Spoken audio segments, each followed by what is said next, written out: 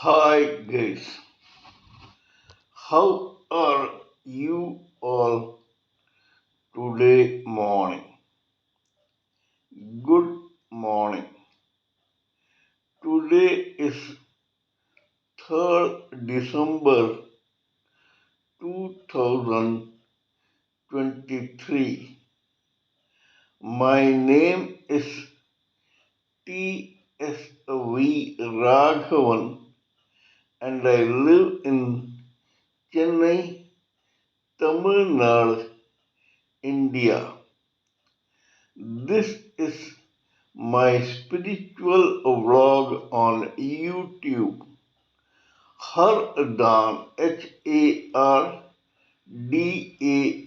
HARDAN, Haribol, TRSV, Nectar, NECTAR, Nectar.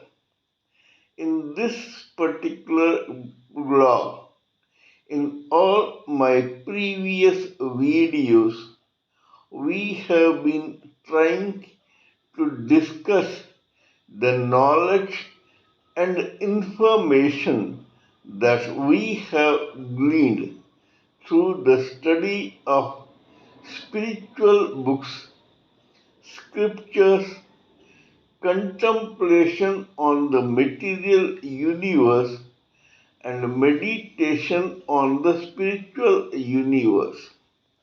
This particular video in this vlog is no exception to that rule.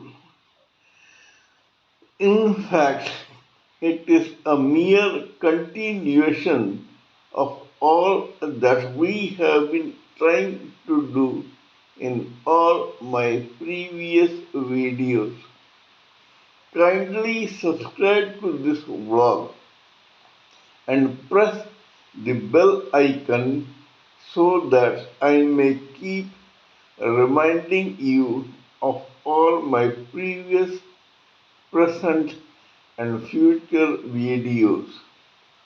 So let us continue with the topic of discussion for today's video.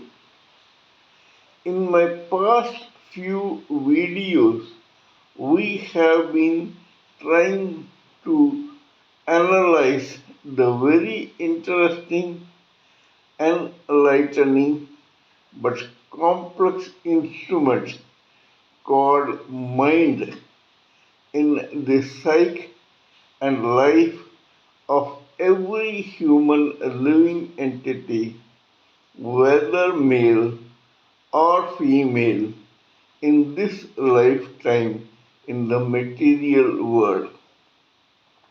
We all know by now how important the presence, action, and operation of this term called mind plays a very large or perennial part in the lives, actions, destiny, karma, taste, preferences, whims, fantasies, etc. of a living entity, whether male or female, in the human species of this material world.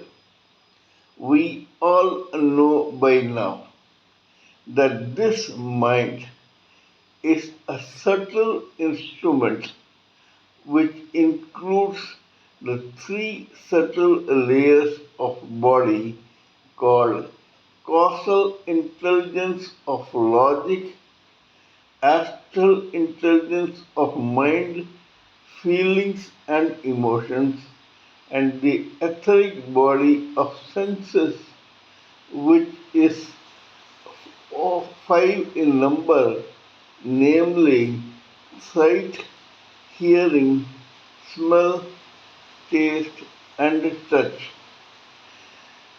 The vibrations from these three subtle bodies hits a tissue of mass called brain in the fourth layer called the gross body of a human, a living entity, where these vibrations are processed by that brain, and the residue juice from these vibrations, which are according to the taste and preference of that particular human, a living entity, and are percolated down the gross body of that living entity so that he or she acts according to these vibrations only,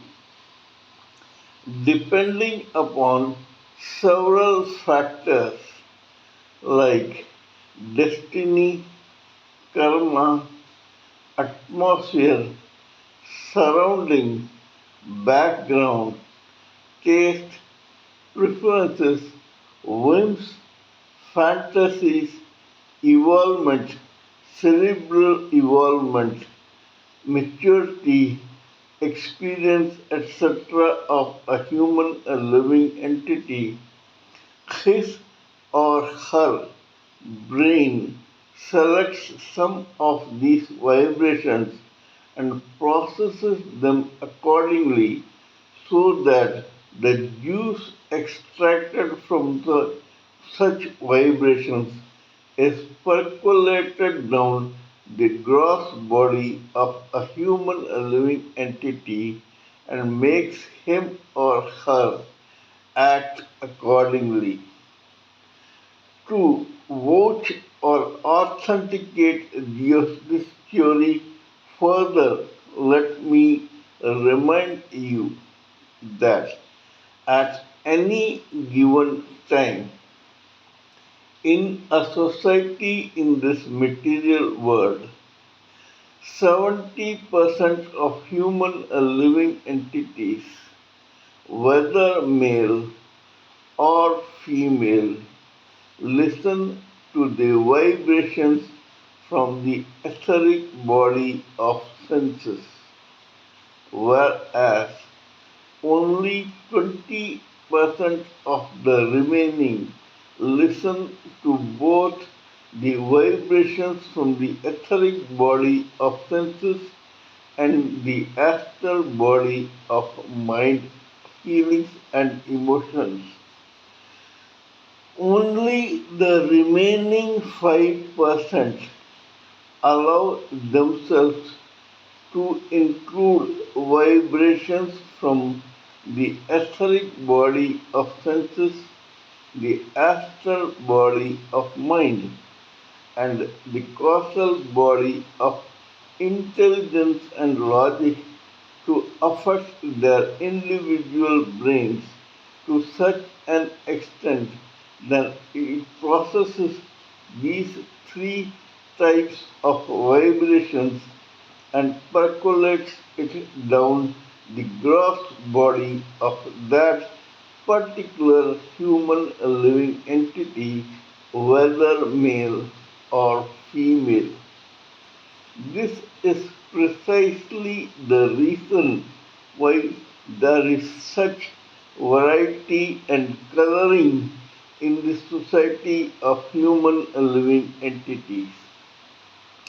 Before proceeding further, let me also remind you that an element called false ego, ego, or superego plays a large part in cementing the spirit soul with the causal body, with the astral body, and the etheric body, plus the gross body, in such a way that their actions and reactions to any particular event plays a large part according to that particular element called the ego. In other words, ego has its own power or influence over the actions and reactions of any human living entity, whether male or female. This is precisely the reason why majority of human living entities, whether male or female, are mediocre and similar almost in a nature. Only 20% are full of emotions and feelings along with their senses, and only 5% of the cream de la cream of this society belongs to the evolved intellectual variety of selected human living entities, whether male or female, and they are considered to be materialistically or spiritually or in both categories superior to the rest of the 95% of humanity in this society. These 5% include materialistically intellectuals, philosophers, thinkers, scientists, inventors, discoverers, educationists, businessmen, tycoons, magnates, etc. And it also includes, in a minuscule part, spiritualists of you who are slightly different from the majority in the society and which is basically spiritually inclined and has more affinity with the spirit soul of a particular human living entity whose 5% or causal body of intelligence and logic is evolved enough for this particular living entity, whether male or female, to identify himself or herself with his or her individual spirit soul. In other words, spiritualists ultimately realize that they are not mere living entities, but that their true identity is that of an individual spirit soul, howsoever evolved or unevolved. We all have already discussed this matter in detail in my previous videos. We have also been discussing case histories of various types of human living entities which will authenticate or vouch for this particular theory. These living entities belong to that chosen 5% in the human society. These people are such that their intelligence in the material world was so evolved that they began identifying with their own individual spirit souls, and so they acted and lived accordingly. We all know about Maha Avatar Babaji, who was so much spiritually evolved that he permanently shed his gross body and became a celestial being whose only subtle bodies are still alive.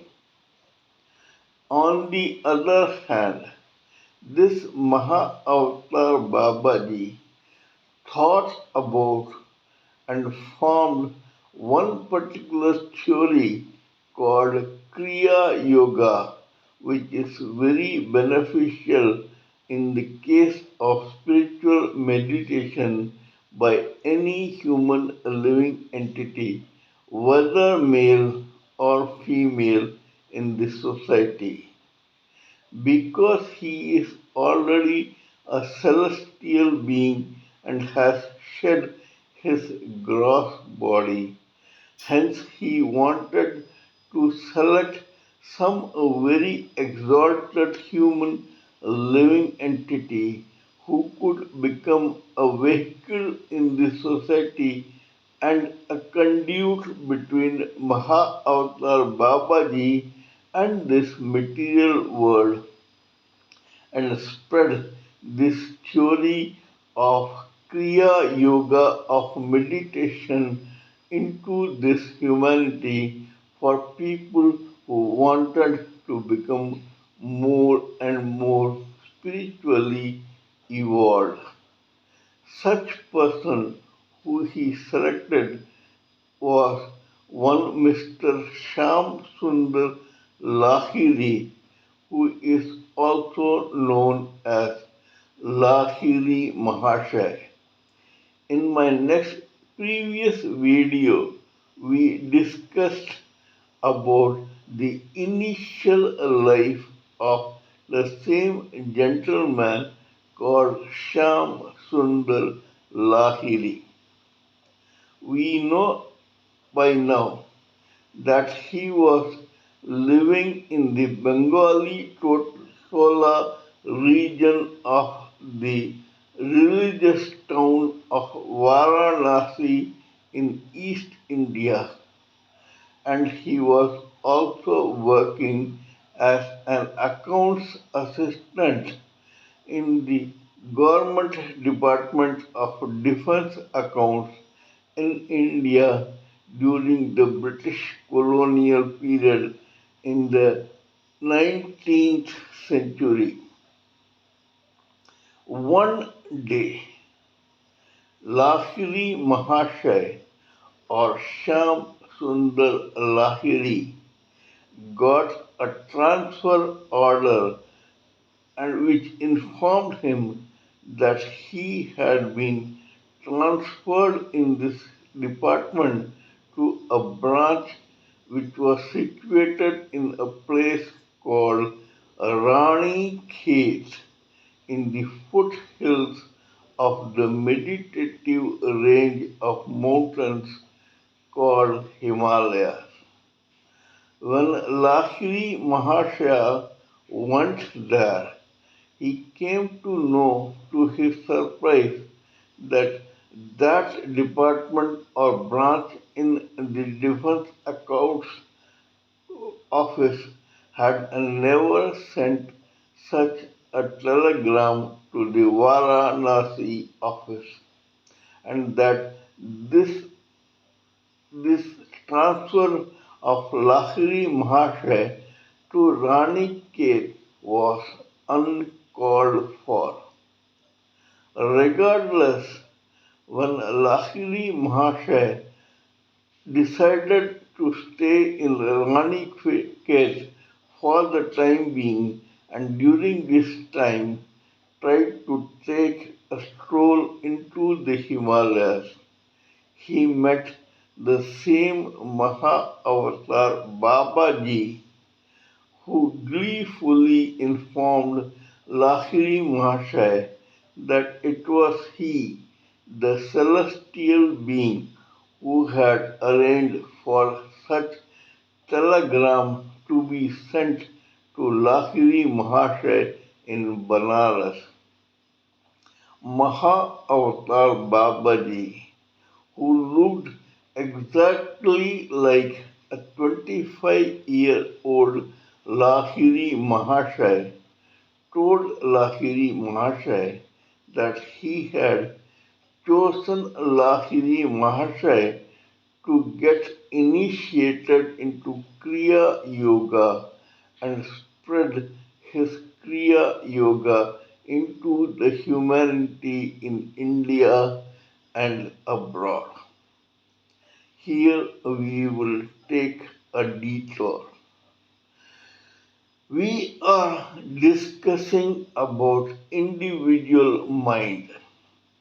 We all know by now that this subtle mind, which is directly connected to the mass of tissue in the gross body of a living entity and is called brain, is the one which gives different kinds of vibrations to the brain to be processed by the brain and percolated down the gross body of any living entity. The mind of Babaji gave such vibrations to his own brain that this gross body was shed permanently by that particular living entity which was born as Nagarajan in the Tamil province and was brought up in Bengal in East India as well as in the Himalayas and who had now permanently become a subtle celestial body. We will talk about the mind of Lahiri Mahasaya.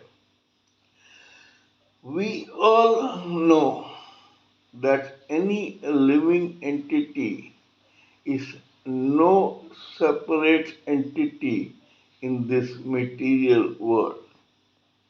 It is actually just a vehicle in a particular birth of a spirit soul cocooned into four layers of material body. When a living entity, which is now this particular spirit soul, sheds one body and goes to another in a chain of endless births and deaths, then it is only the gross body of a lifetime that that particular living entity sheds. The karma, actions, etc. of any birth which are still unworked in the destiny of a living entity are stored in what is known as the subconscious mind of that living entity who has committed those actions. This Sanchit karma or storage of karma carries the memories of action of any living entity who has taken several births in this material world. We all know by now that till a living entity takes birth in the human species, destiny and karma do not play a role in the history of that particular living entity. These two terms are applicable to every living entity only after he or she begins to take birth among the 400,000 categories of human species in this material world. In the case of Lahiri Mahasaya, the entity which was born as Lahiri Mahasaya in that particular birth, the Sanchit karma of that particular living entity had a large storage of spiritual actions made or done by that living entity in his or his in his previous births.